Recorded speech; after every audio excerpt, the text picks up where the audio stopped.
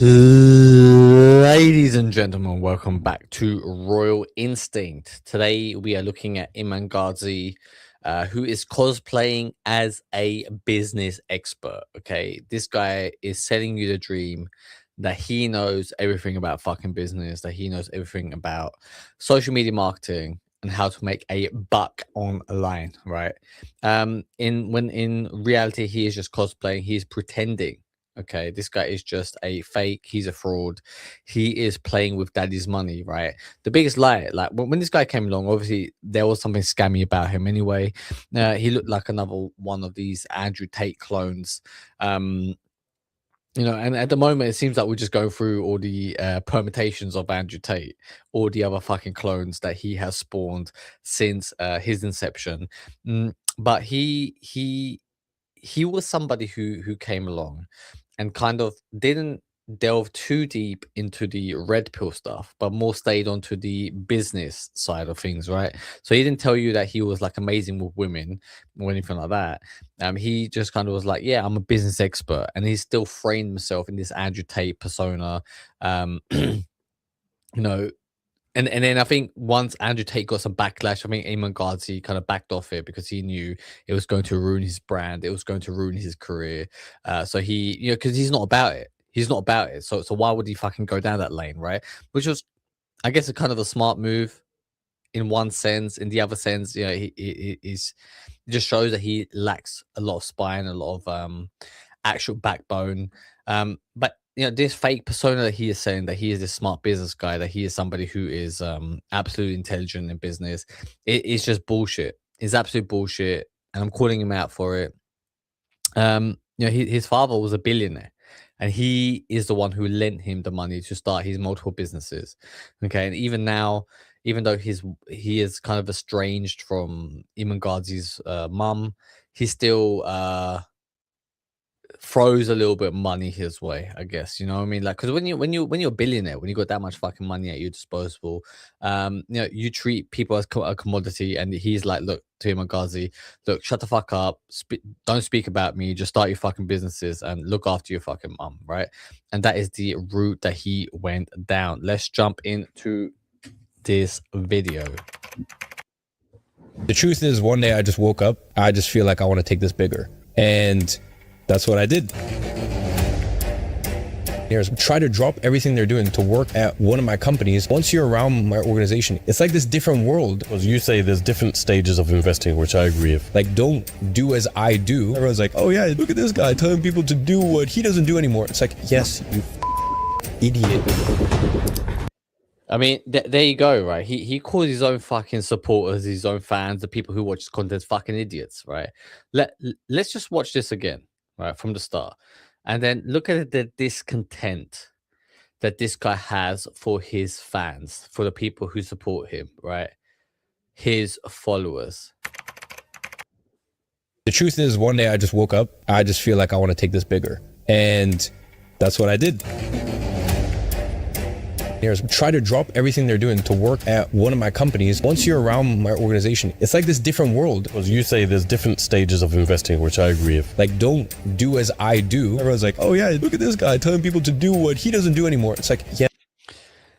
And you see this little reaction that he has, saying, oh, look at this guy telling people what to do, what I don't even do, right? I get what he's trying to say. Is like, look, man, like, if you're fucking making 10 grand a year, it's gonna be different. It's different advice compared to if you're making fucking 50 grand a year, right? The advice you get if you're making 100 grand a year is gonna be different. The advice you get at 500k is gonna be different, right? So at every stage is different types of advice, right? But I don't get the condescending, mocking tone that he has to deliver it in. And you have to remember, this guy's a young guy, okay? What you do have to give Iman Gadzhi props for, that he is somebody who is very internet savvy. He knows what the trends are, okay? And he knows how to exploit himself and position himself in those places for him to cash in on, right? The problem also is this guy lies a lot, right? He overplays the amount of money he's fucking making, right? Like when he was starting his internet agency, his social media agency, right? Like yeah, great. You were making maybe, you know, a couple 10 grand here and there, right? Maybe you're making 100 grand a month, right? But then you go on to tell people that you're making $1 million, you know, which is where the lies are, and which is where the phoniness is. The thing is, like, if he told his story, right, 100% he told everybody the truth, okay, and then just showcase that, right, people would have actually really admired him and loved him, right? Because there's something that really resonates with people when it comes from an authentic place. And this guy is definitely not authentic. He is faking it till he make it, and then he has disdain because he's trying to go become so big so quick. There's also, he attracts the wrong type of people that he needs to be around. And when you do that, you naturally have a disdain for those types of people, and this is what you're seeing from Iman Gadzhi. He hates his audience. Yes, you idiot. Yes, you fucking idiot. Like, he had to even swear and it had to be bleeped out. Do you get what I mean? This is how bad the situation is right now. Iman basically said that OpenAI and DeepSeek were shit. And so he's just gone and dropped his program saying that it's live to join this thing for $1,500. Yeah, so to this guy, obviously, also, you know, the LLMs that these big companies are using, OpenAI, Claude, etc., right? This guy comes along and he doesn't like the competition. He hates competition. He's such a narcissist, right? He cannot stand that there is other people in space, right, operating in the same fucking sphere as him, right? And he'll call those people, those companies, idiots, scammers, what have you, and then he'll turn around and try to sell you the exact same thing under his umbrella marketing firm.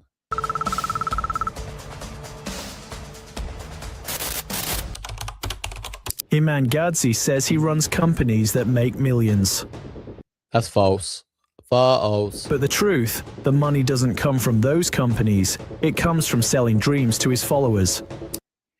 And this is what it is. Like, this guy got caught up in, you know, perceiving this image, perceiving a lifestyle, you know, catering to a manosphere, red pill type audience, you know, selling them the dream. Okay, many of these people are hurt. Many of these people are in a position where they realize that the world isn't what it really seems, that they can't advance in the world, that they cannot, you know, get into the dating game. They cannot attract a partner because they're just not earning enough, right? And this is leading to many of these people, many of his followers, to lose hope, lose faith. And then this guy comes along and sells you a dream and be like, look, man, I can help you make etc xxx amount of money a year, 100K a year, millions of dollars, right? And then you're like, oh, okay, let me listen to you.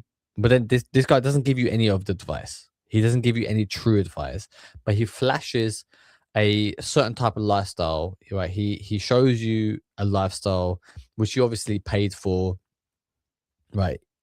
Which he has you know, rented out, you know, luxurious cars, luxurious apartments, mansions, to pretend that this is his everyday fucking life, right? But he's filming every single moment of it, showing it to you, and then you walk away believing, oh my god, this guy made so much fucking money doing this, and now he's telling me his advice. Let me buy his fucking course. And that is where you get caught up in the grift. He is scamming his followers for thousands of dollars. He flies private, lives like a rock star, and sells one thing: the idea that you can live like him if you buy his course. But what if that course... It's all about buying his course, okay? Link in the bio. I mean, this is the male version of an OnlyFans girl.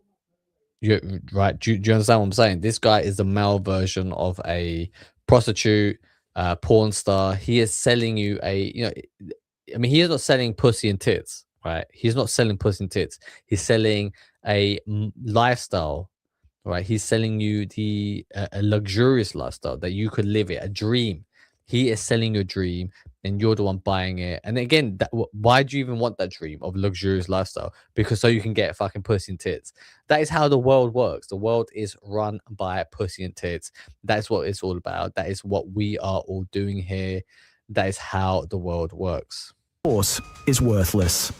Because that's exactly how he made his fortune, selling empty promises, dream lifestyles, and overpriced, low-value software. In this video, we expose how Iman Gadzhi fooled the world. Becoming rich from pretending to be rich has become far too popular, and few embody that better than Iman. His business model wasn't built on truth, but on belief. He sold the image of success wrapped in high-ticket courses like Agency Accelerator and six-figure SMMA. Is he really running a killer agency business, or just a master manipulator selling you dreams stitched together with montage edits and borrowed Lambos? Yeah, it's all about, the perception and marketing that is behind them, selling your dream. Okay, this guy doesn't give two shits about you, right? He doesn't give two shits about you, and you can kind of tell it. This guy doesn't care about life. Right? There's something very depressing about him, right? And we're going to get into it during the course of this little video. But there's something very depressive about him, right? Obviously, he goes into his little backstory, which he will tell you later that his mum divorced his real father, his birth father, his biological father, because he was an alcoholic. Then her mum met this wealthy billionaire, and how does somebody from Dagestan meet a wealthy billionaire from India, right? I guess she was selling pussy. Like, she must be on some sort of escorting website. Okay, she must be on some sort of sugar baby website where she got this poor man from India. Poor man, I say, very wealthy man from India, naive, I think that's the word. And then he kind of was like, all right, well, look, if I support him and you're just my sugar baby, you're my what's the word, mistress, right? And then I'll support you and your fucking kid, and I'll make sure your kid gets a great education. I'll make sure your kid gets a great life, right? Like, I think that was a fair exchange that they had. But he kind of glosses over all this, right? This is a very murky thing that we'll get into in a minute. Because let's be honest, selling get-rich-quick courses online has become the male version of OnlyFans. Yeah, it is a male version of OnlyFans. And this is why, I'm not about get rich quick. I'm telling you to become the fucking ruler of the world, right? That is not get rich quick. That is hard work. That is hard graft, and it's not about the actual amount of hours that you put in. It's about the amount of hate that you'll receive on the way up. Okay, because on the way up, you will be targeted. You will be somebody who is looked at by the world as fucking crazy. Okay, and instead of going on this journey by myself, I was like, let me send out a message across the world, right? Across YouTube, people who have access to the internet. There's 10 billion people in the world. Somebody will come along and see what I'm doing. Somebody will come along, stumble along upon my content, who has similar types of ideas, similar types of values and beliefs as I have. And together we can work and make it to the top. And my ambition, my plan is to meet 100 people who in everyday life, in everyday society, I would actually be very good friends with. But together we are embarking on a new mission. And I'm telling you the mission from the get-go. I am the one who's telling you what we're doing, what we're about, that we are taking over the world, that we are taking on the evil elites in the world. Okay, that we are the ones who are coming and beating up the evil elites and replacing them. Okay, we are becoming the new world order, and that is what we are doing. We should be the ones who are in charge. We are the ones who should be ruling the world, and we are taking what it is that is naturally ours, because we are the ones who have that ambition, that first move advantage. And people like Iman Gadzhi, I mean, he's great. He's a great marketer. He's gathering an audience. I believe he's got something like 4 or 5 million subscribers on YouTube alone, right? But that's where he stops. He gets this fucking audience, right? And having an audience is very powerful. He gets an audience, and then what does he decide to do with that? He just scams them. right? It's disgusting. It's absolutely disgusting. He just scams his followers for what? So you can just have just a couple $10 million, right? So he can just live and flex on you, right? There's so much more conquering to do. Okay, there's literally world domination to accomplish, and this is why I'm bringing together 100 people, 100 people on the same page, so that we can come together and unite to overtake and overthrow the world and become the new de facto rulers. That is what we're doing. That is what we are about. That is how we stay winning. But instead of monetizing their bodies, these guys monetize ambition, flashing watches, villas, and value, all while quietly cashing in on your hopes. They fake it, just like the women faking flawless lifestyles on social media. Same game, but a different packaging. My stepdad, my mom and my stepdad started dating. They met in Moscow. They dated for a year and a half, 2 years. Then trialed living out in London. And then eventually he proposed and we moved to London, and it was great until it wasn't great. Eventually that kind of got rocky. I was 8 or 9. Yeah. And basically I mean, so, and this is where this weird place. Now, I feel bad for making fun of this guy, but he's still about. I think he's like 25, 20, 26. So he's still. I mean, he's not a young man, but he is kind of young, right? And he got internet famous at age 20, I believe.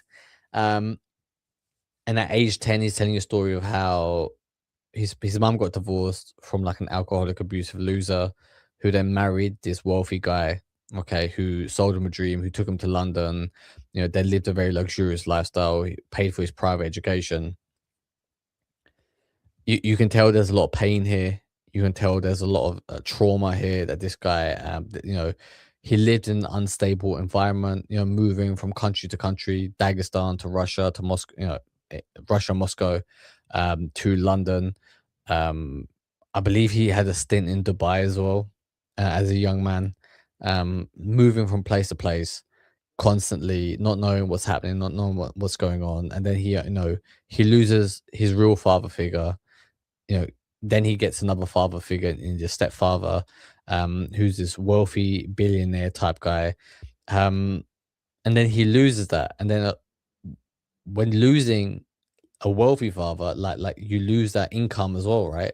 So then his life got turned upside down. So he was living a wealthy lifestyle, a very luxurious lifestyle in Kensington, in England, in London. But that gets taken away because the wealth dried up. His stepfather walked out of him, and you can see the pain in his face here. Like, look, he's smiling. If he just looks like a good little boy, doesn't he? This does not look like a red pill alpha. He doesn't look like a businessman. He just looks like a young man who got hurt by, the trauma he experienced in his youth due to the male father figures walking out on him consistently throughout his life. And he's wearing a mask. He's wearing a smile, a fake smile.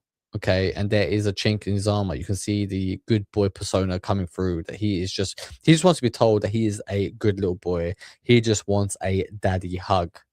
cut us off, and they kind of went their separate ways. And at that point, I realized very, very quickly I had to become the man of the house. The official story begins in London. A Russian immigrant, raised by a single mother, high school dropout, no degree, no connections, just a camera and a hunger for more. My stepdad moved to Dubai when I was 8 years old. So from 8 years old, he lived in Dubai, and he was only back in London for 90 days, 120 days a year, but he was also allowed more days because he had a family. So it was this weird chess move where basically he saved a lot of money on taxes. He wasn't around much, and he's stayed married to us. Basically, he stayed married to her. He just used her for sex, and then he moved her to another country, said it was for tax purposes, so that he can pay her and provide for her more money, more wealth, fund their lifestyle. But he really just was using her, coming, just a few days a year just to shag his mum, and then he'll fuck off back to Dubai. And up until the age of, I think it was 10 or 11, he also sent my mom a little money, which was like a measly amount for my mom and me. So his mum was getting an allowance. He calls it measly, But this guy was also living in Kensington. Okay, so what is measly in Kensington? Do you get what I mean? Like how much? No, I mean, if he was still banging his mom, if he was still sending her money, I doubt it was measly. Okay, even I mean, low income houses in the UK, survive on something between £1,000 and £2,000 a year. Okay, the average income is about 30,000. I'm sure he was sending them enough, so that they weren't in fucking poverty. But he calls it measly. And then eventually he just cut us off entirely. At 16, Yeah, because her pussy got old. He got he got bored of her. Right? He was like, why the fuck am I supporting this old woman with a with another man's child? He probably got another sugar baby, right? And that is the reality of these very wealthy people who have that type of wealth, who are able to live lives on their own terms. And Iman Gadzhi looked at this, and he probably was very hurt by the situation. He's probably very hurt by it. He was like, I thought this guy was supposed to be my new dad. He was supposed to take care of us, and he cuts us off like that. So there was something about it where he's very hurt by it. But at the same time, he's like, well, I also want to be like that. He's also very inspired by this, which is why he, starts to pursue business, why he starts to pursue becoming very wealthy. Why he has pushed very, very hard to become very rich. But he also does it in a way which is very scammy. Okay, he is trying to extract money from other people. And there's also something about this, whereas his stepfather probably preyed, he's a predator in this, right? But he preyed on a very vulnerable single mom. Okay, that he used and abused her, exploited her, threw some money at her to solve the situation, and then cut her off, right? And then he's also inspired by this. He's like, he doesn't trust people. He doesn't care about people in the same way that his stepfather didn't care about his mother or him, right? He just threw money at them like they were his playthings. That got coded into his worldview. That is how he sees the world. That is how he starts to behave as well. Okay, so whoever this person is, his stepfather left a massive imprint into Iman Gadzhi. he filmed workout videos for local gyms. 2 years later, he claimed to be earning 5 figures a month. He called it SMMA, his social media marketing agency. He built a persona, the kid who escaped the system, the anti-9-to-5 guru. But behind the sharp haircuts and motivational edits, something else was growing. A digital character. With fans, doing 10,000 pound shopping spree for fans, meaning. Yeah, and this is what it is. Like Iman Gadzhi at this point is a character. Okay, he's playing a persona. He is trying to reel you in. He's trying to sell you a lifestyle that you could also attain. Okay, that if you buy his fucking course, and it always comes back to him selling his course, buying his course. When instead, like what he should be doing, okay, he should be creating connections with his fans. Okay, because if a fan is connected to you, if a fan resonates with you, like because a fan is somebody who watches your content, okay, but for a fan can go a step further, because like a fan can also turn into a friend, right? And that is what this channel is about. This channel is about finding friends, not fans, finding friends. Okay, that is what we're building kingdoms for. We are trying to unite 100 people, 100 kings, to build an alliance of kings, the royal alliance that I'm building, the Amicis that I'm bringing together, because you want to have this network of friends, right? Because fans are great. Okay, they support you, they love you, but they don't never truly know you, and then you can never rely on them. You can never rely on your fucking fans. But friends is something that you can truly rely on, okay? And that is what we're about. That is what we're doing. That is the connections that we are seeking. But Iman Gadzhi is too stuck on, just breaking, making more money. Okay, he is stuck on lining his pockets with more and more funds. He just wants to become rich, okay, at the expense of making new friends, making connections, which is what we are all about, okay? And this is why we will win, right? Long-term, real connections, real friendship wins. People like Iman Gadzhi, they will lose, because it's a loser's mindset to always be chasing money, to always be chasing wealth. Up with fans and taking them sneaker shopping or taking them out partying. Like he meets his fans and takes them, you know, he just spends money at them. And he's like, oh, I'll take you sneaker shopping, I'll take you out partying, we'll have this amazing night. But there's no real back and forth. You know, they will never, get to know Iman Gadzhi on a human level, right? They just see him as this entertaining guy who lives a very luxurious lifestyle. They build a connection like that, you know, where they always remain a fan instead of becoming a friend.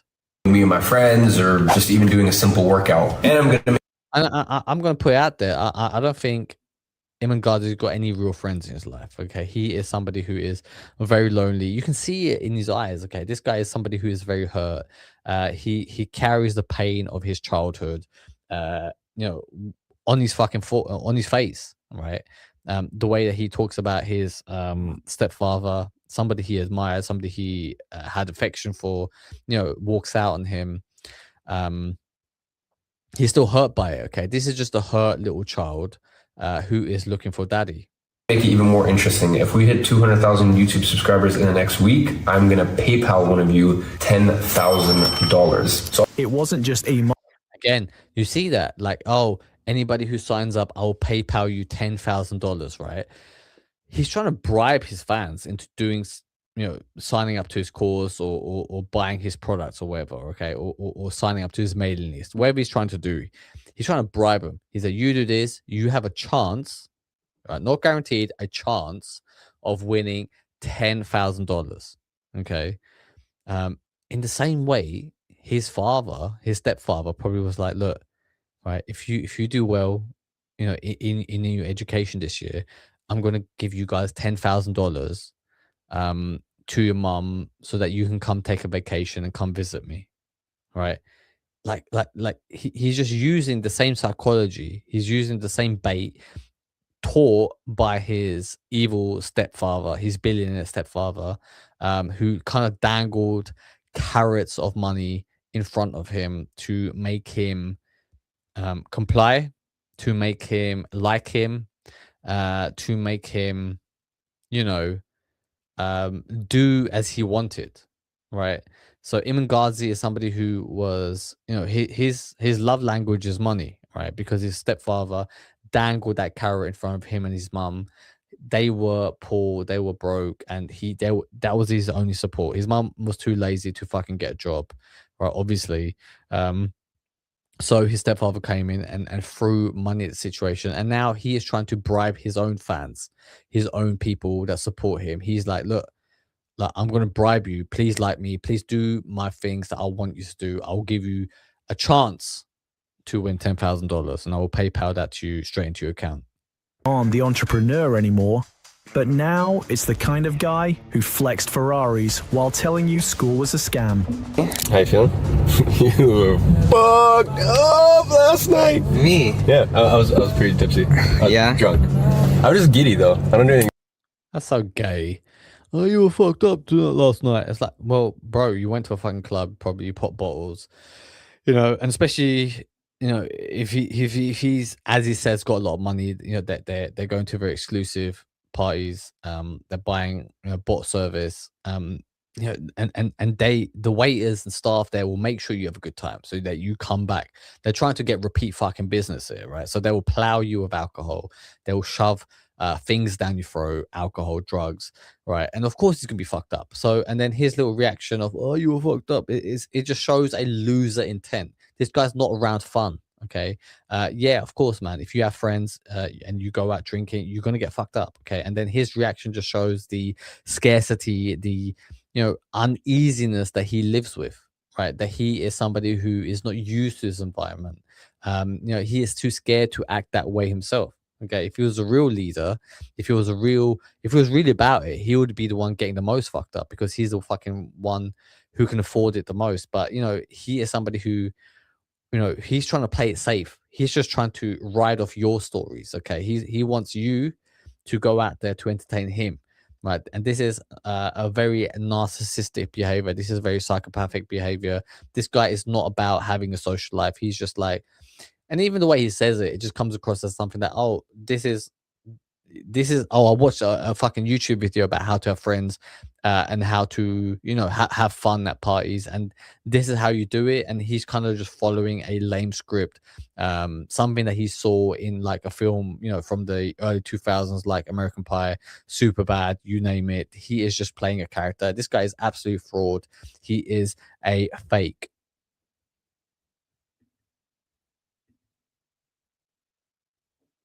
Stupid. Did I do anything stupid? No, but there was Amar sent me a video of you downing Class Azul bottle. What's new? No?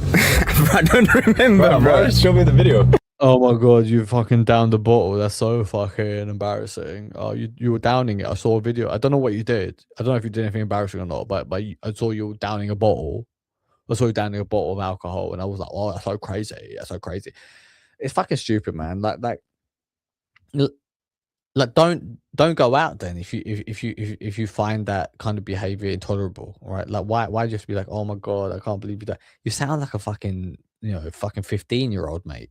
Do you go, me? And this is what's wrong. This is your leader, right? He can't even fucking enjoy his wealth. He can't even fucking enjoy having fun. He can't even enjoy having friends. Okay, he is absolute fake. He's an absolute fraud. But you think he's cool because he's in a fucking Ferrari or Lamborghini, whatever he's in, wearing expensive shades. When in essence, he is just a fucking loser who happened to get rich. Yeah, I guess. A shout out to Carson and TJR. The boys, they left early, no? Yeah, I think so. They bounced. They can't hang. They left early because he's not fun to be around, right? Just watch that again, okay? Like think about it. You host a party, okay? You host an event, you invite people over, and then you're like, oh my god, you're so crazy, you got really drunk last night, right? And then the other people that you invited, they bounced early because it was probably fucking boring. Iman Gadzhi is a boring person to be around. You have to remember this, okay? He might be rich, but he is living a boring life. He's a boring person. He doesn't know how to have fun. Okay, he doesn't understand the concept of fun. Okay, all he cares about, right, is scamming his followers, making money, so that he can gain control in his life. Okay, because he came from a background where him and his mum were controlled by a billionaire. Okay. You have to understand, his mum was under the spell and control. I mean, it's a sad situation, right? I'm not saying, I'm not condoning it, but the problem is, right, Iman Gadzhi is the product of that. He suffered that type of abuse, and then he goes forwards and does the same thing to his followers. He doesn't learn from the evils that his stepfather did. He is somebody who is now doing this to his own followers. Okay, I mean, at least in the billionaires, you know, his stepfather's scenario, for him, you can be like, well, he only did it to, you know, Iman and his mum, just two people, you know, lording over them, you know, stringing money, dangling money in front of them, right? Iman's doing it to thousands of people, millions of people. This guy's got 5 million followers on YouTube alone. Okay, this guy's got no compassion, and there's something broken about him. Okay, and it's very telling when you see it, that this guy throws a party, right? He invites people to a club, right? A nightclub, bottle service. He's spending like at least $2,000, $3,000, $4,000, $5,000, right, on this party situation, okay, at a nightclub. And then the people he invited left early. Yeah, because you're a boring person to be around. You're not human. Okay, you are just a caricature of what you think fun people do, right? They were like, yeah, let's just go home. They probably went home and watched Netflix. Okay, they probably just went to McDonald's, got some food, and then went home, watched some Netflix, or they went to a better party. Okay, either situation, the reason they did that is because Iman is a boring guy. Okay, let me just play this, rewind this a little bit. Class Azul. Let me just rewind it here. Okay, here we go. On the entrepreneur anymore, but now it's the kind of guy who flexed Ferraris while telling you school was a scam. How you feeling? You were fucked up last. That is so cringe. That is so cringe. You were fucked up last night. What? He got drunk. He drank a lot of alcohol. He was having a good time, and then the next morning, he has to wake up and listen to fucking Iman be like, "Oh, you were so fucked up last night." Like, yeah, he doesn't know how to have a good time. Iman doesn't know how to fucking party. Okay, he doesn't know how to have a good time. He doesn't know how to party. So when he sees somebody else having a lot of fun, making the most of a cool environment, having an enjoying evening, and Iman's criticism is of his friend that he was fucked up. He probably had to endure the night because Iman is such a fucking boring guy to be around. He had to probably get fucked up. Do you get what I mean? He had to get absolutely out of his mind. He was like, well, Iman invited me out. He spent a lot of money here, and I probably need him for whatever future business deal. He's probably paying him to hang around him. There's some type of financial transaction happening, some type of deal happening where the guy kind of needs Iman for something, right? I'm not sure. I'm not aware of the ins and outs of the relationship, but the guy probably needs Iman for some business reason, for some monetary reason. Maybe it's just being on his fucking streams. He's getting more followers, whatever, right? And then but he's having a terrible time. So he's like, well, I might as well just fucking neck this alcohol. Okay, I might as well just pretend I'm having a good time. Just so we can hurry up this deal so I can make money and fucking bounce. All right. And then this guy the next day is like, oh my God, like you're so fucked up. It's because you're a boring cunt to be around, that people around you need to get so fucking drunk or they just have to walk out on you. Me? Yeah, I was pretty tipsy. Yeah? Drunk. I was just giddy though. I don't do anything stupid. Did I do anything stupid? No, but there was Amar sent me a video of you downing Class Azul bottle. So he's not even aware of him being in the club, right? Because probably Iman's probably that drunk as well, smashed out of his fucking nut. He's like, oh yeah, I don't remember if you've done anything silly, but I saw you down a bottle of drink. So the extent of him being fucked up is him just necking a bottle. That bottle could be fucking empty, right? I mean, look at this bottle. It's not fucking clear bottle, right? This is made out of clay. Okay, it's painted on. You can't see how much liquid is in there. It might just be fucking empty for all we know. And they're like, oh my God, you were so drunk. You downed a bottle of alcohol. There might be just this much little liquid left in it, right? This is just a false perception. He's like, he has no awareness. He's just telling you what happened based off of a fucking video. It's new, no? I don't remember, bro. Just show me the video. Yeah, I guess. A shout out to Carson and TGR. The boys, they left early, no? Yeah, I think so. Yeah, they left early because he's a fucking boring cunt to be around. All right, they left early because Iman, they can't handle him. All he talks about is just meaningless. Oh, look at my watch. Imagine him like they're probably like, oh yeah, like what'd you get up to today? He's like, Iman's just like, look at my fucking watch. Guys, look how much I spent on my watch. Look at my glasses. Oh my God, I'm rich. Can you tell my stepdaddy? This is a man who has been traumatized in his childhood. He needs to seek therapy. He is absolutely falling apart inside, trying to get people's approval. They bounce. They can't hang. They can't hang with the... Listen, they don't want to hang. Right, he's trying to reframe it. Oh, they can't hang. They can't, keep up with him because Iman's such a fucking party animal. I doubt it. He's a loser. He's a fucking boring cunt to be around. Okay, this guy is not a fun person. You can just tell. You can just get the vibe. This guy has no bass in his voice. He has no fucking real energy in his life. He is just a total fucking cunt. Trying to cosplay as a fun person. I'm just being honest. Listen, we got drunk, but that was still a light night for us, I would say. Oh, okay. He just sounds like who cares? Who cares about this? Oh, that was just a light night for us. No one gives a shit, bro. Right? If it was a light night, if it was a heavy night, your friends walked home. The people that you were with, they saw you having your light night, and they were like, "Oh, this guy's a cunt. Let me fucking go home." Right? You're not about it. You're not a fucking party guy. Look, you can scam people online. You've got enough money to hire a sales team, and you can get enough people to, buy into this fake persona that you've built up. Okay, but when you put yourself in a real life situation, okay, you are just a fucking stupid idiot, right? Because the people you invite to come out with you, they go home, right? Because they're like, this is a fucking boring night. Iman is just talking about, you know, his stupid fucking watches again. Okay, he's just talking absolute nonsense about his fake business. You know how traumatized he is from his stepdad walking out. Okay, and then you have his other fucking friend who has to, right, poor soul, you know, get absolutely blackout drunk just to spend time with you because it is fucking nauseating, right? You're a boring person to be around. Okay, you are a sick individual, right?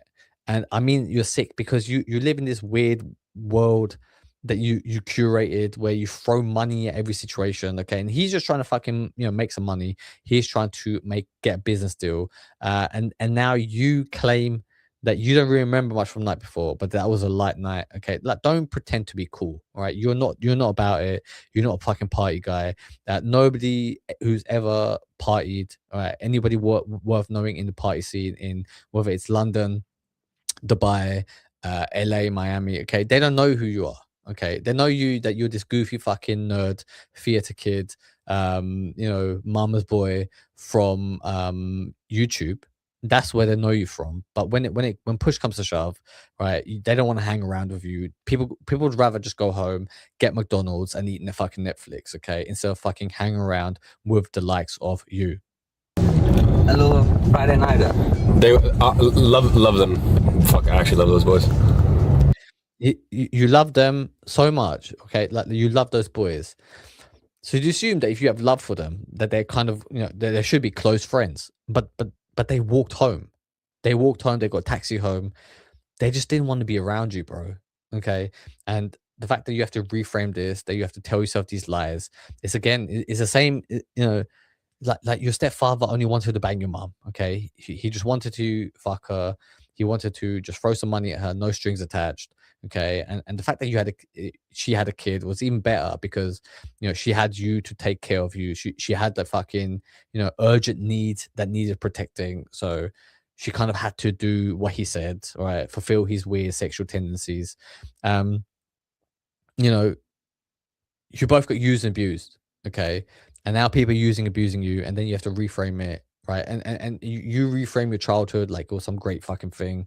You know, your stepfather done this, he done that, he taught you business and whatever, okay?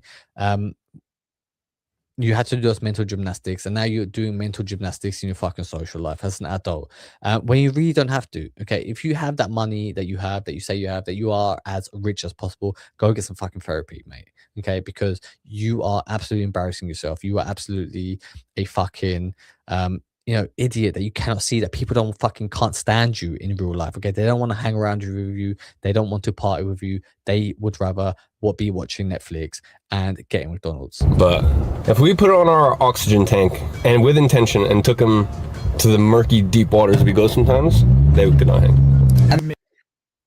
I'm sorry, what? If we took put on an oxygen tank, like I'm going to assume this is the metaphor, okay? Because if he's actually talking about one of those fucking what Valley girls do, right? The next day when they're hungover, they go hook like a oxygen thing up to them, you know, to replenish the fucking air in their body, the oxygen in the body. You know, then you're lost beyond fucking measure. But like, I'm going to take it that was just a stupid little you know, metaphor that you used. But you know, the murky waters, you know, there are no murky waters with you, okay? You are a good little boy. You are a theater kid who has just been hurt by his stepdaddy. Philosophy with screenshots of payouts, who claim to be selling freedom, but mostly sold himself, and at the end, you'll know why. He wasn't just documenting his journey, he was producing a movie. One where he played the dropout turned digital millionaire. Yeah, and it's all about presenting that persona, selling people the dream. Look. If I could be a fucking college dropout, if I could be a school dropout and still make millions, then, you know, you could do it too, right? And what he leaves out is that he had the support of a billionaire stepfather. Okay, that this guy had resources behind him that you just don't have access to. If there's a refund policy, it can't be a scam. Like, my policy is very simple. Exactly. It's trust me, right? If you look at Ty Lopez, if you look at you know, Grant Cardone, any of these fucking scammers online, okay, Andrew Tate, they all have a refund policy, okay. But to actually get your refund, the amount of hoops that you have to jump over, okay, it is very difficult for a lot of these people to actually get the refunds. Okay. And all you gotta do is just Google, all you gotta do is go on YouTube. You can see people's testimonials, see their videos of them, the difficulties they experience with the product and the difficulties that they experience getting their refunds back. Okay. It's not as easy as he fucking says. 7 days. It used to be 14 days. 7 days or 14 days, depending on when you bought the products when. No questions asked, money back guarantee. I've given we're about to cross $5 million in refunds. Our refunds is still only single digits. So we have about a 6%, 6.5% refund rate, something like that. And my whole thing is very simple. Like, try the product for a week. If it's not what you were promised, that's cool. Ask for money back and that's that. And you were the audience. But here's where the plot thickens. The business he preached wasn't the one making him rich. Because while thousands were trying to build their own agencies, Iman had already moved on to a far more profitable business model. People were curious on how Iman built an agency. Yeah, so the guy switches business models, right, quicker than his stepfather switches fucking stepwives. Do you get what I mean? This guy's absolutely out of control, absolutely insane. Like he said he did, but little did they know what he was actually constructing behind the scenes. Not a business rooted in value, but a carefully staged illusion sold as success. Sure. Because the issue was I was so shit at ads that not only did I lose them for the ad services, but I was charging very small amounts to do it because I was upfront with them that, hey, I'm just getting into this. But it wasn't that they looked at that and they were like, okay, he can't offer the ad services. They just looked at it as, okay, he's just shit at what he does in general. Whereas they had, they were clients for 6 months before that, very happy with the other core creative services, but I got dropped for both. But beyond just selling a course on how to build an agency, Iman was running a far more complex operation. He launched multiple other programs like Agency Navigator, Six-Figure Sales Rep, and Pen to Profit, each marketed as a path to financial freedom. These weren't just side projects. They became the core of his business, turning his personal brand into a highly profitable machine built on selling the dream of success. Yes. So what I want to talk about today is what I learned creating a six-figure business at the age of 17. Just to clarify, my marketing agency has not made £100,000 yet. And when I say 100,000, I mean that in pounds and profit. It hasn't made that yet, but it's very much on track to do so and to surpass that. From the outside, it looked like he was grinding long hours, early mornings and late nights. He called it sacrifice. But that sacrifice wasn't just for his clients, it was for the camera. The pressure to perform, to scale the illusion. He says and it's all about this performative aspect of it. Okay, he pretends and cosplays that he is somebody who's been in the trenches. Okay, in essence, he hasn't. He took loans from his stepfather. Okay, he borrowed money. He got a payout for him to start this fucking business. It's been funded by his fucking billionaire father. Okay, stepfather. Right, this guy is lying to you. Okay, it is about nepotism, and which is fine. I mean, if you've got a wealthy fucking parent, take the fucking money. Like, I'm not telling there's anything wrong with that part of it, right? But the fact that he's covering up and not telling you the absolute truth, right, which is what is despicable. Okay, that is what is disgusting with Iman, with what he's doing. It is a shady business practice. he lived at 70% capacity, that he had more to give. So he pushed harder. He gave up normalcy. In Chelsea, SW7, in a house that had been bought 20 years prior, never renovated. For the last 4 years before I moved out, we had no warm water, no heating because my stepdad would refuse to pay it. And then when my Okay, that is fucking bullshit. Like, I mean, so he's living in one of the wealthiest parts of fucking London, right? Like Chelsea. I mean, the houses there cost in the millions. Okay, so he's not fucking living in like on a rough estate somewhere, right? Like in fucking, at least with the Tates, they came from a rough background. Okay, this guy lived in Chelsea. Okay, billionaires playground. Okay, millionaires playground. And then he's saying because his mother was too lazy to go out and get a job, after they separated, that you know, they're moaning that, oh, that he didn't pay for the fucking heating or food supplies. It's like, well, I mean, it's free rent you're not getting, no. So there should be some fucking disposable income. Like tell your mom to go get a fucking job at least, right? Like, oh no, you just want to fucking scrounge off your fucking billionaire dad, right? And I'm sure there was still some type of allowance, okay? Like, I'm sure there was still some type of money coming into his pocket. My stepdad found out that I was started a business when I was 15. He cut off the Wi-Fi. No nights out, no weekends, no stability. He isolated himself, built tunnel vision around one thing: winning.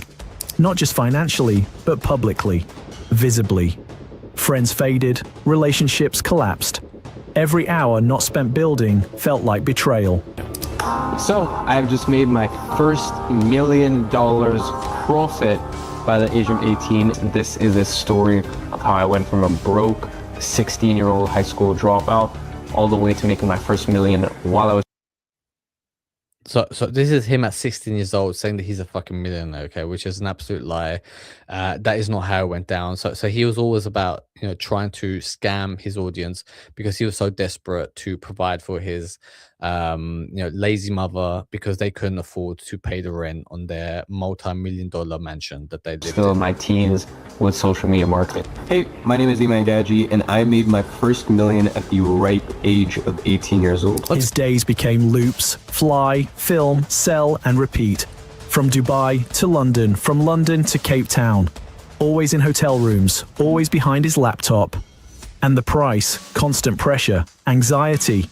A life that looked incredible on Instagram, but came with breakdowns off camera. You have to remember, it's like, you know, like in your late teens, early 20s, it's like, you know, like a big portion of your life experience happens then, okay? Because that's when you make a lot of mistakes, okay? And this guy is just spending that time when normally you would with your friends, you know, going to universities, going to, you know, parties, enjoying life, I guess, right? Like enjoying the first, you know, taste of freedom as an adult. He's just spending lying to people online, okay? So this guy's brain is built differently, okay, and not in a good way. He's just built differently, that he is all about scamming people, that he's all about lying to his audience, you know, telling people that, oh, I made my first million at age 18. Great, go enjoy your fucking millions, right? Like you know, go do that fucking business. Why do you have to go and then sell a fucking course about it? Because his real life doesn't make that much money.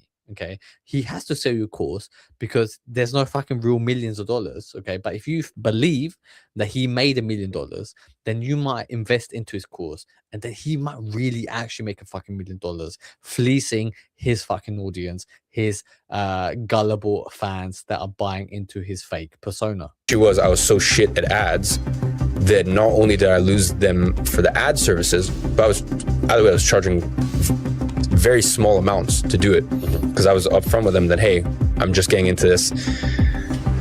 Yeah, so he's even telling you how crap he was, that he wasn't making a lot of money from in the beginning, that he was just somebody trial and erroring his situation, trying to potluck his way into success. But it wasn't that they looked at that and they were like, okay, he can't offer the ad services. They just looked at it as, okay, he's just shit at what he does in general. Whereas they had, you know, they were clients for 6 months before that, very happy with the other core creative services, but I got dropped for both. This wasn't freedom, this was obsession.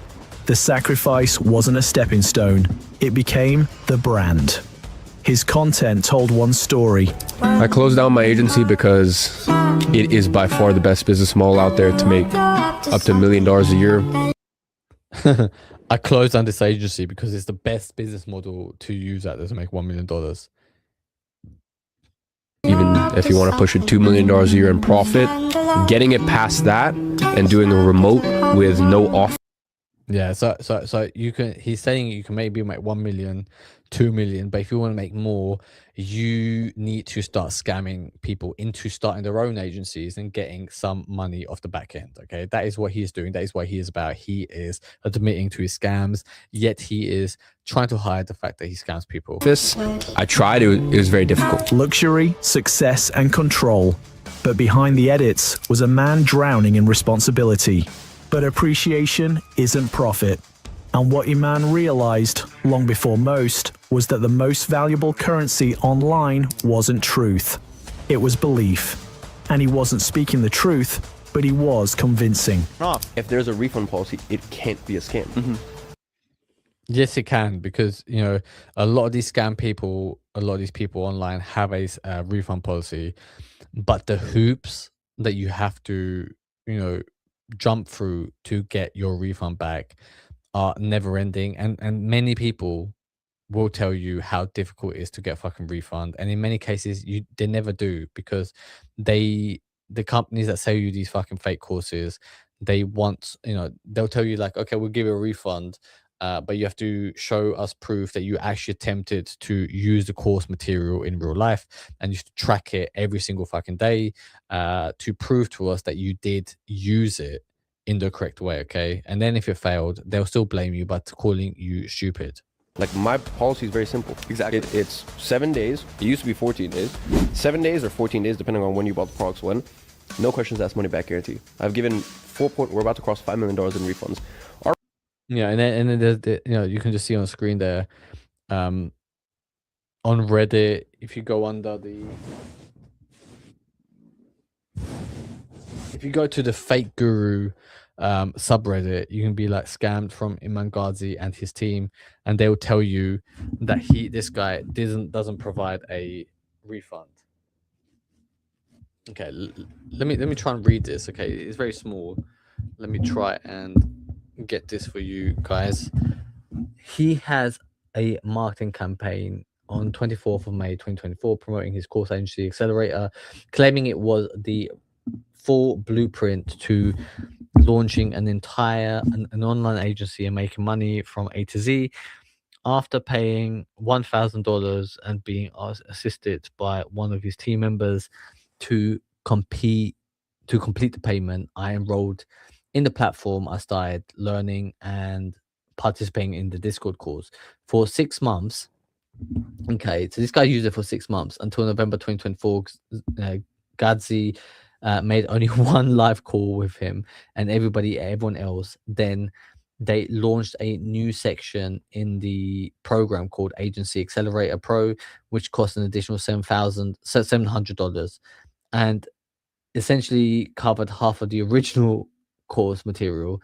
So to access the full blueprint to launching an agency online, I needed to pay another $700. So at this point, this guy's paid $1,700.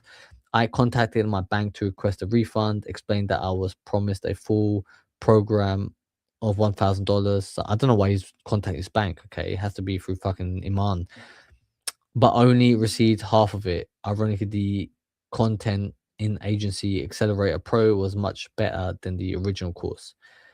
My bank informed me that I was entitled to a refund. 2 days later, I received an email from Iman Teams Educate notifying me that I would challenge my refund, that they would challenge the refund request and remove his access to Agency Accelerator, even though I hadn't received a refund. Okay, so you can see how difficult they try to make it for you, right? It is not easy to get a refund back. They are trying to make it very, very difficult. Our refunds is still only single digits. So we have about a 6%, 6.5% refund rate, something like that. And my whole thing is very simple. Like, try the product for a week. If it's not what you were promised, that's cool. Ask for money back, and that's that. He had his followers believing in the dream he was selling, and many still do. Because when you strip away the hustle clips, the jet set montages, and the luxury backdrops, what's left? A man selling courses. High-ticket info products with names like Agency Accelerator, Six-Figure SMMA, and Agency Navigator. Iman broke his word, period. Going back to that marketing message. I mean, this is a guy who spent money with him, so he's saying that Iman broke his word. This is the NFT that you will never sell. You will never flip it. I really felt that he broke the trust, that he was not a man of his word. Like, this is a man not of his word. Biggest beef really is that you can't be a lifetime member and keep the NFT at the same time too. Because for me, that is sketch. I was scammed. Prices. Okay, I mean, you know, this guy's not legit. He's a scammer, right? But I wanted to read this. This is a A review post about Iman Gadzhi about 6 months ago. This was written. Okay, so this is the person who spent money with Iman Gadzhi. I spent $2,000 on Iman Gadzhi's monetized 2.0 program. Here's my review. I spent $2,000 on Iman's monetized program after sitting through 20 hours of his challenge.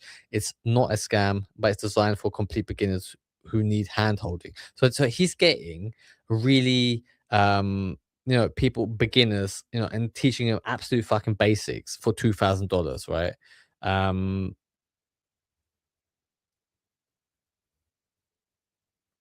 Okay, so I mean, this is a long post, but it's designed for complete beginners. Blah blah blah. If you already know how to use AI tools or understand basic marketing, save your money, right? If you've never tried making money online and have 2K to invest in structure and community, it might be worth it. Okay, so apparently because there's other fucking idiots in there, right, where you're all kind of just trying to make it in online business, that you might come together and because of the community, because there's like-minded people there, you might make some money. The brand strategy is good. The software is mid. The real value is the Sam Ovens training. So the training given by Sam Ovens, who's obviously the ClickFunnels guy. Okay. The digital product blueprint and the influencer arbitrage method, all pretty solid and structured. And if you don't have the patience to I just sat through 20 hours of Iman Gadzhi making money online challenge and bought the monetized program for $2,000. As someone who spent way too much money on courses, I wanted to break down what's actually happening. The whole thing's aimed at people in Eugene, complete beginners who haven't even thought about making money, frustrated employees who know they want to out. So it's like predatory targeting. Okay? He's trying to target people who need money quick, who want a way out in order to help their parents, help their loved ones, people who are already have monetary issues, giving them this hope that you can make a lot more money and help your loved ones and your life. Let's call it what it is, a pitch fest, but there's a psychology, sunk cost fallacy. You've already invested 20 hours. So this is if once you watch the 20-hour course, right? You might as well go all in. Daily life calls, build the personalization, parasocial relationship. We're in this together. So because he wants, but basically it's a fucking cult, right? He wants you to spend time. He wants you to invest your time and money into him, and the more time that you spend with him, the less likely you are to stop, because you're like, well, I've already come this far, I might as well carry on. Range from $997 to $5,000. Masterminds up to $50,000. VIP coaching even more. And it worked. Because while most students struggled to land a single client, a man was cashing in on scale. He didn't need to run an agency, he just needed to sell the dream of running one. This wasn't mentorship, it was manufacturing desire. And business was booming. In what world are you allowed to buy a pair of Nike shoes, wear them for 7 days, sleep in them, like literally consume the entire thing, and then on day 7 you go back to Nike and they have a no questions asked money back guarantee? No questions asked. Like, we get 300 million views on our own accounts. We know short form better than anyone else on earth. Anyone else on earth. At some point, Yeah, and you have to realize that he used the Andrew Tate playbook to learn about short form content. Okay, he used the same fucking playbook, right? And I think even with his courses that he was selling, he was also trying to run the pyramid scheme of having people who follow him teach them how to make short form content, and then incentivize them to clip up his shit. Okay, and for any kickbacks that they for any courses that they sell using their affiliate link, they'll get a kickback. Okay, it's the same playbook Andrew Tate used. Maybe Iman, I don't know, I can't verify it if he was more successful than Andrew Tate. I doubt it. I doubt he was. Okay, it's probably another lie that he's using. If he was, I imagine it's because he was actually paying much more, which for a while I can imagine that a lot of the Andrew Tate clique, because Andrew Tate got banned off of TikTok, where they tried to block a lot of his content. So a lot of those people might have switched up and tried to sell Iman Gadzhi's shit. I had 65 people full time in my company, just on short form. Full time. What were 65 people doing though? Posting about 15,000 pieces of content a month. Short on our own accounts. We have like 150 accounts. By 2020, the numbers spoke for themselves. He earned millions, not from running an agency, but from selling courses on how to run one. YouTube exploding. Iman had officially made it. He was winning, but not by doing what he preached. His agency was barely operational. The real business was selling inflated promises and recycled content dressed up as exclusive insight. And the higher he climbed, the further he drifted from the thing he was supposedly teaching. In interviews, he admitted it himself. But the pride,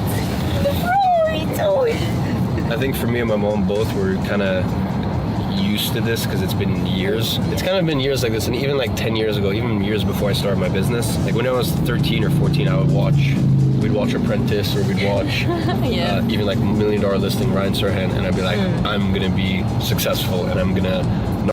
I mean, he is just a mummy's boy, isn't he? He just wants to make his mum proud, and you kind of, I guess that is the kind of relatable bit for him, for anybody who's, you know, whose parents ever had to struggle, for anybody who's you know, come from a rough background. You kind of, you know, want to do your part to pitch in to help support your family. So in that sense, that part is relatable. But does it have to be at the expense of scamming his own fans? Okay, because he's obviously great at marketing, right? He's obviously great at you know, curating this image, you know, selling a dream. Okay, but can't there be some tangible fucking benefit? Does it have to end in the fucking scam? Does it, you know, can't you actually genuinely help your fucking fans, right? Does it have to end in you fleecing them for every fucking thing that they own, so you can roll around in the back of a Rolls Royce? I'll go to college and I'm going to do this and I'm going to do that. And obviously back then it was quite difficult for you to hear, you know, to drop out of school at 17 was not easy. Of course, there was a time, if you remember, when you drove out of school and you were friends' parents as a personal trainer. I did say I didn't come all the way from Russia and all this for you to become a personal trainer. It's not that I question him. I always, deep in my heart, deep, I always knew, believed in it and wanted to believe it and pray for it. And to these days, I always say, also enjoy life. And if worse come to worse, if something happen, you will always start all over. You are not the guy. You have the personality. It's money, but it's not like wealth to me. And when I'm in London, I'm like, wow, this is wealth. Like in London, I see someone get out of a Range Rover, and I'm like, you could literally be royal. You could be a billionaire. And I guess you have the same thing here with you know, locals and Nissan patrols. So yeah, I guess that's the with single digit number plates. Yeah, there we go. I guess you still have that here, but it's just. I don't think it's environment. For me, I actually genuinely feel more inspired in London. And funnily enough, even when I'm in my... Yeah, because he's inspired in London because, you know, when he was growing up, he was reliant on his stepfather to pay for him, for his lifestyle, for his schooling, for his food, everything, right? And his stepfather was dangling the carrot money in front of him. And, you know, he wanted to be like everybody else, all the other rich people in and around Chelsea. So he is inspired and motivated by that because it comes from a place of pain that he found himself in when he was a young child. Place in Cape Town, I feel very inspired there. Like, I guess you just get... He's inspired by seeing poverty and feeling poor, right? That is what he's inspired by. He went to Cape Town to see all the poverty around there, to feel inspired how much better off his life is. It's a certain stage of life where you don't need externals to drive you, and that's why I said that he's saying that he doesn't want to be he wants to be in a place in the world where you don't need externals to be inspired. Yeah, he's saying he's inspired only by the external places and energy in places like London and Cape Town. Okay, so which one is it, Iman? Or tell us the fucking truth. Wish I could say it was one specific mindset shift, or it was a change in environment, or something that caused that yearning to take things to the next level. But the God's honest truth is, one day I just woke up and it was just an intuition. Not worth it for someone whose entire empire was built on teaching people to do exactly that? Kind of weird thing to say, right? Iman didn't notice at the moment, but some sure did. This wasn't education. It was inception. He wasn't showing you how to run an agency.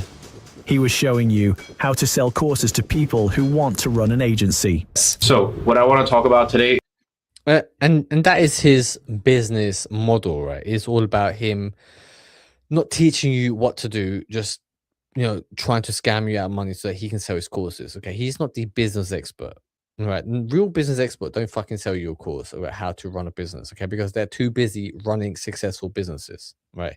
He is just there to fleece you out of your fucking money because he sees education as a big scam and he wants a piece of the pie. Is what I learned creating a six-figure business at the age of 17. Just to clarify, my marketing agency has not made £100,000 yet. And when I say 100,000, I mean that in pounds and profit. It hasn't made that yet, but it's very much on track to do. Okay, I've got a little I found another little Reddit post here. Okay, and this is called "How Iman Gadzhi Scams His Audience." It's not what you think. Okay, apparently this is based off a YouTube video, but I'm not going to play the YouTube video. I'm just going to read out this little comment. Iman Gadzhi is a scam. In fact, he is the textbook definition of a get-rich-quick scammer. His own agency has only made a maximum of 40k a year, according to the public UK data.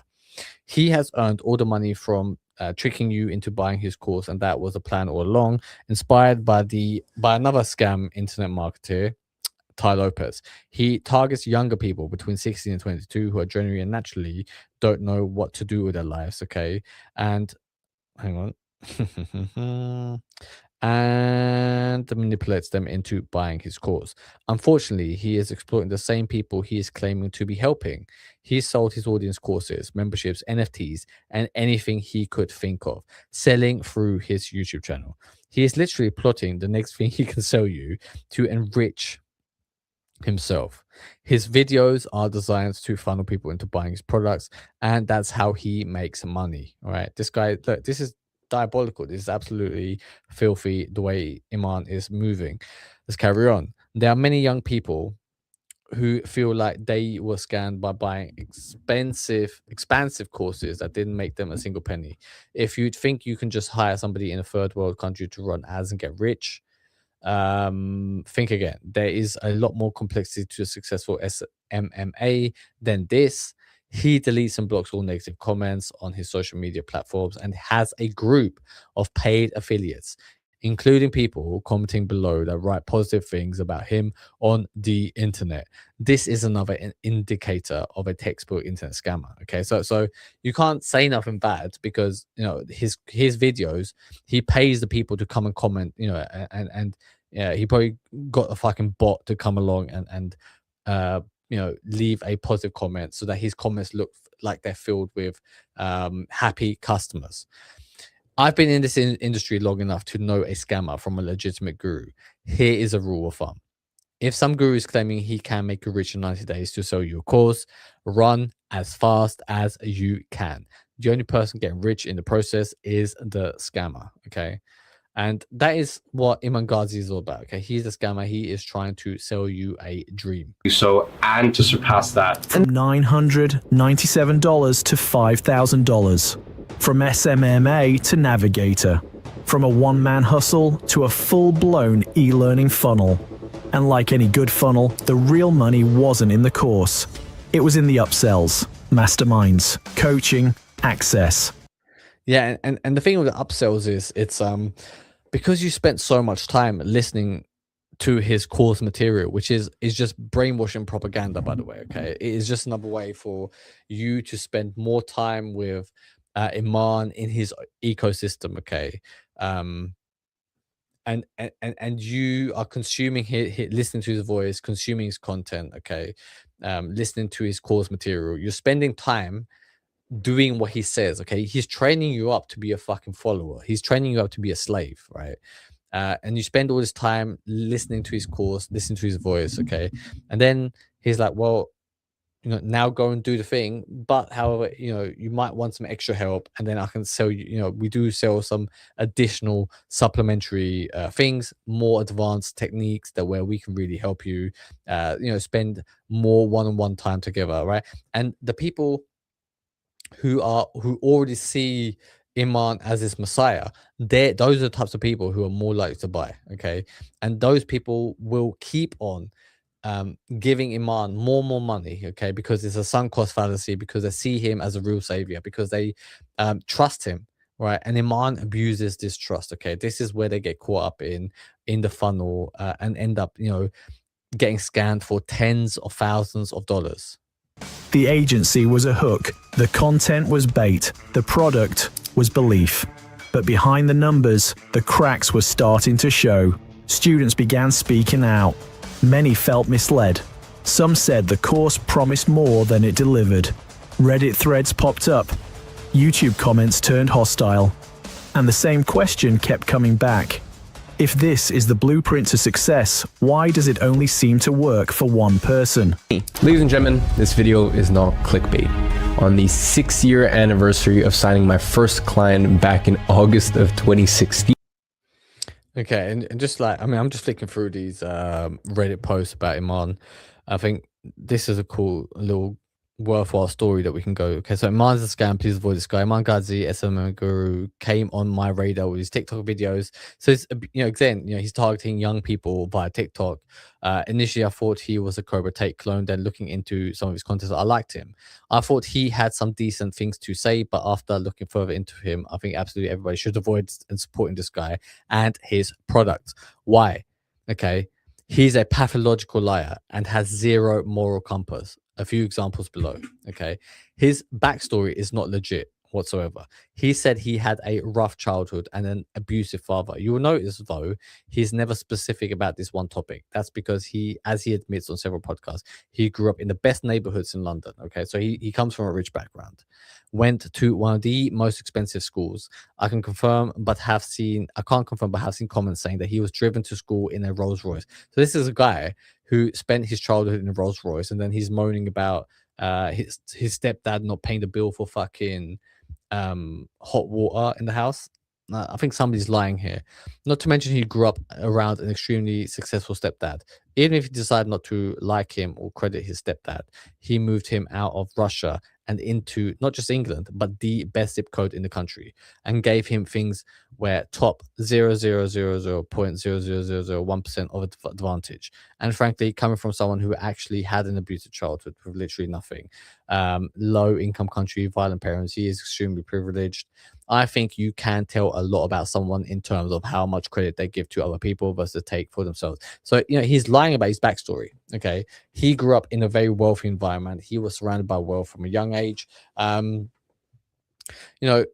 obviously the abusive stepfather dangled money to them to make them get to get them to do what he wanted to do. Okay, so he kind of did lord over this power dynamic over these people. And Iman has learned not a single lessons. Okay, it's not like now he's trying to make the world a better place for people who are trapped in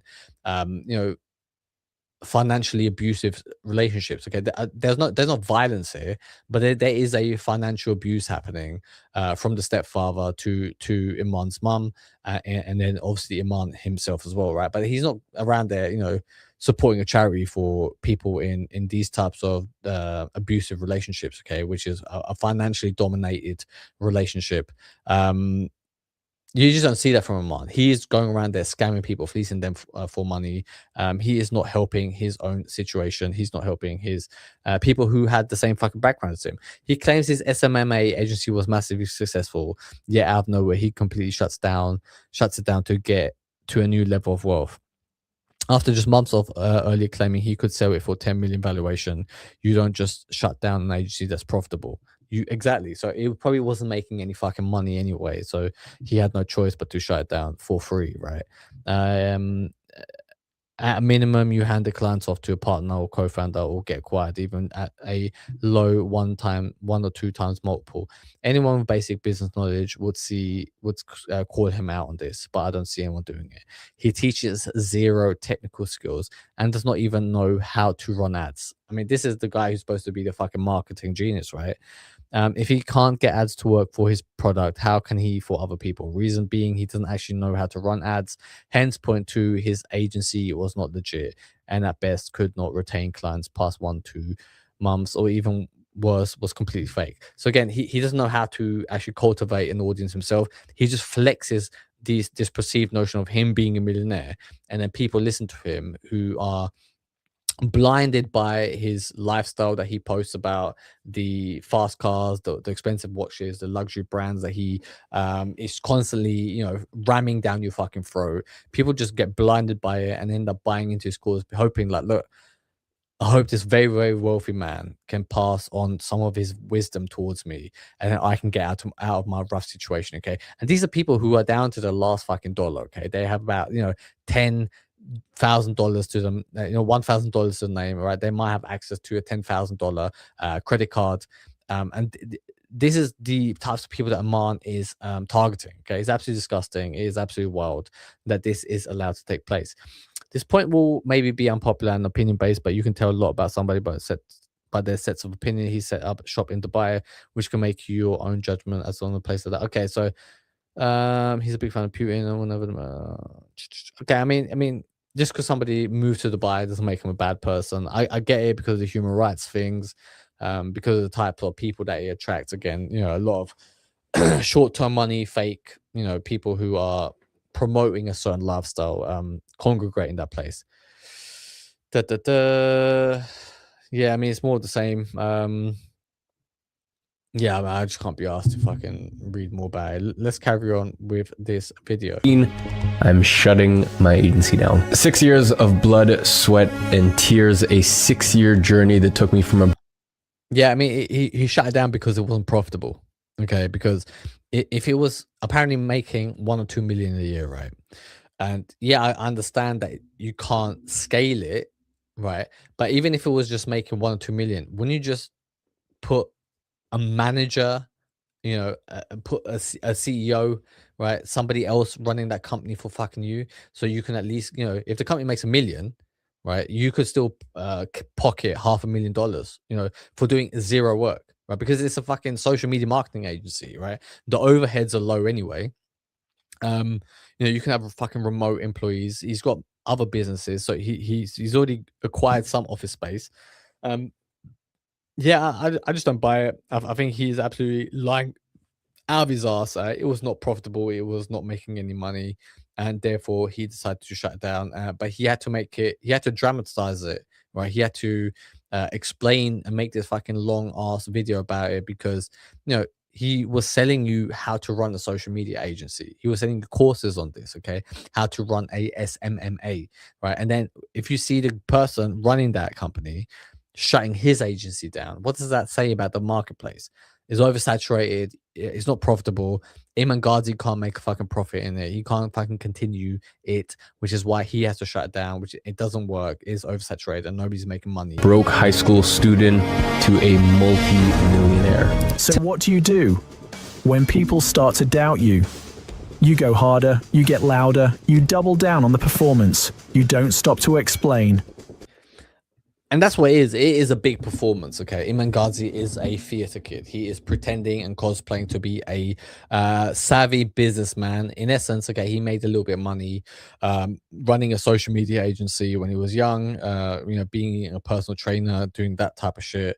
He was just early, okay? This was before many people took the opportunity. So you do have to give credit where credit's due. He just made the most of the early advantage that he had, but he is not repeatable, and he is now scamming people. And you can see, look how dead he is in his eyes. Okay, this guy looks absolutely lifeless. He has no hope for himself or his followers. And his soul is dying, because his soul knows how he is fleecing his own followers. You don't clarify, but you amplify. Because doubt is dangerous. It pokes holes in the narrative. It forces people to think. And thinking, that kills conversions. So instead, he showed and flexed more than ever before. He kept reminding them he was still winning, even if the reality said otherwise. That really showed it in 2021, where at my agency, IAG Media, we had our best year, and we also had our best single month at $160,000 in profit. What are you excited about right now? So again, $160,000 in profit, right? That's a lot of money, right? So obviously he was running at that time. Couldn't you get somebody else to fucking run it on your behalf? All right, and then you still profit. I don't know, like I mean, even if you're just making $60,000 from it, okay, that you're profiting the profit into your own pocket, and then everybody else, gets a cut of the rest. Like, yeah, it's absolute bullshit. The guy, the shit that this is peddling, okay, he is absolutely lying to his followers. Definitely. Fucking no sock wearing arsehole. And didn't slow down. He scaled. But with scale came pressure, more eyes, more expectations, more cracks to hide. The comments started changing, less. Yeah, and it's also, like, who's fucking buying like, I mean, I want to say, like, who's even fucking buying into this fake bullshit that this guy's peddling, right? But it is just young people and who just don't know any better. They get caught up into this guy's narrative. Praise, more questions. People really started doubting him. And for a brief moment, it looked like the mask might slip. He started sharing more behind the scenes, but the audio was muted. He posted client calls, but you never saw the actual deliverables. Day in the life content became his shield. Yeah, because he the little money that he makes, okay, he spends it on hiring luxurious supercars, hiring expensive watches so that he can look the part, so that he can look wealthy, okay. But then he keeps coming back every fucking year with selling you different types of courses, okay. Why is it always a fucking course? Why can't you actually have a fucking business that has a legit product, not an educational product, not a course? Why can't it just be a fucking, take your fucking money and invest it into like something fucking tangible, right? Because he can't do it. He doesn't have that much money. He can't get that many investors, okay? He is not about actually having that type of profitable business acumen. Show them movement so they don't ask for proof. When you were launching your NFT project, how much money did you actually make on the launch? On that day, we did $4.4 million. I personally took home because there were costs. I also had, our developer team. Yeah. I had a co-founder in that. So I personally took home roughly around like 2.8. He made 2.8 million. 2.8 million he pocked into his own pocket. Yeah, and it's a scam. It was a scam, all right. He scammed his followers, okay, because the backlash that he got after he launched his NFT, and this isn't just Iman, right? This is fucking every fake influencer who sold you an NFT project. I mean, I think even Logan Paul was involved in a NFT scam. Even Andrew Tate is involved in one of those scams. It's absolutely disgusting. It's absolutely despicable. And I'm like, yeah, that's also my salary for the next 20 years. His empire wasn't built on transparency. It was built on motion. Because motion feels like momentum. And when he was constantly moving, no one stopped to ask where he was actually going. The penthouses got bigger, the watches more expensive, the Yeah, I mean, this guy's all about selling your dream, okay? So and the way he does it is by showing you his affluent lifestyle. So his lifestyle has to keep going up, okay? And the thing is, that also costs money. So his scams have to get bigger and bigger and bigger, right? Because I think in his brain, he's not about actually creating something, right? He's creating these fake scams, obviously, these fake courses, but he's not creating something like a legacy or anything like that. He is just more about getting eyeballs on him. And I think he's just driven and just used to now in this little loop cycle where he's constantly just scamming people, seeing how much he can get away with. Okay, I think it's just a sick private joke that he's playing with the audience that he doesn't even actually want to do, but he just kind of has no choice to do that, because what else could this person do? He has no soul, he has no friends, he has no morals. Flexes more frequently. If anyone questioned his credibility, he drowned them out with content. He didn't just build a business, he built a broadcast network with himself as the product. He turned criticism into fuel. Yeah, and this guy is just selling himself, okay? He's selling his arsehole, he's selling his perceived lifestyle so people can emulate him, okay? But this guy stands for nothing. All he is just a very, very wealthy Nepo baby, right? That is what he is. That is what he's selling, and that is what you could be too if your mum decides to sleep with a billionaire. Every doubter was another reason to film more, shout louder, and post faster. He knew what he was doing because it worked. His audience didn't just follow him, they worshipped him. The one massive oversight is I said that I didn't realize, just how many of you guys used GCC as an investment strategy rather than for its utility. Yeah, and this is obviously his excuse once he got For caught. those that don't do anything with it by August 1st, as in they don't transfer it to Web 2, they don't sell it, and they don't transfer it, I will give a 4,500 USDC refund. He was no longer an entrepreneur, he was a movement. And his true business model wasn't coaching or SMMA. It was attention. Because attention converts. And no one converted harder than Iman Gadzhi. But here's the dark side of that model. When you make yourself the brand, you have to keep performing, keep winning, keep selling. All right, guys, so I just wanted to pop in with some very, very exciting news. GCC members will now get access to multiple Educate products for free. I like having this much power over scammers, but that didn't sound like a full refund offer to me. With Iman constantly telling people how much money he's worth and making yearly, a small refund to those who want it shouldn't be too big of an ask. Yeah, and it was all performative. It is like he got caught out. He tried to, people pushed back on him to try to get him to refund his followers that lost money on his NFT. He gave like a small amount of money back because the token was worth nothing, right? It was worthless, and he obviously doesn't want to pay back the full amount. Okay, this is absolutely disgusting. And this is the types of people that you're dealing with in the world. Okay, and that is why I'm telling you to become somebody who is a subject matter expert. So at least the value that you give to the world, the information that you give to the world, the authority that you build up is based and placed in real value. Okay, it's based in real knowledge, your life purpose that you are helping people with. That is how we're becoming kings. That is how we're building authority, and that is why we are going to overthrow these evil people like Iman Gadzhi, these evil people like these fake scammers, gurus, and the evil politicians and rulers of the world. That is what we're doing. I'm sending out the bat signal. Okay, if you're somebody who always wanted to be part of a movement, if you thought that you're supposed to do something great with your life here on earth, that this is your moment now. Decide to take the call, okay, go on the hero's journey or fall back, become an NPC, and allow people like Iman Gadzhi to win and take your money from you. Okay, it's up to you what you do with your life. I don't give a shit. The right people will reach out to me, and we will become friends. We will become partners, business partners. We will join the Amicis. Okay, we will form the Royal Lines of Kings that I'm building. But that is it for today. Thank you very much, and I will see you tomorrow.